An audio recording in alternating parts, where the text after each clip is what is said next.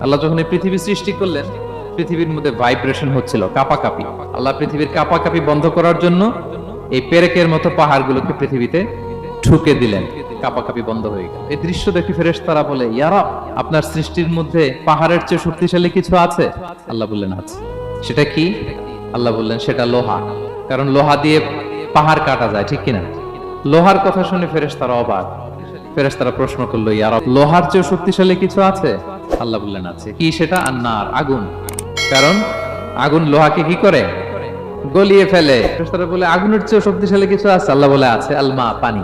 কারণ আগুনে দাউ দাউ করে জ্বলে ওঠা আগুনের মধ্যে পানি দিলে আগুন অস্তিত্ব হারায়। ফেরেশতারা শুধু অবাকই হচ্ছে। তারা বলে তাহলে পানির চেয়ে শক্তিশালী কিছু আছে? আল্লাহ বললেন আছে, আর রিহ, বাতাস। কারণ বাতাস পানিকে একদিক থেকে আরেক দিকে নিয়ে যায়। জলের মধ্যে বায়ুর উচ্ছ্বাস লাগলে জলোচ্ছ্বাস তৈরি হয়, ঠিক কি না? ফেরেশতারা আবার অবাক হয়ে বলে, তাইলে বাতাসের চেয়ে শক্তিশালী কিছু আছে? আল্লাহ বললেন আছে। সেটা কি? বলতেছে বনি আদম, ওই মানুষ শক্তিশালী যে গোপনে দান করে।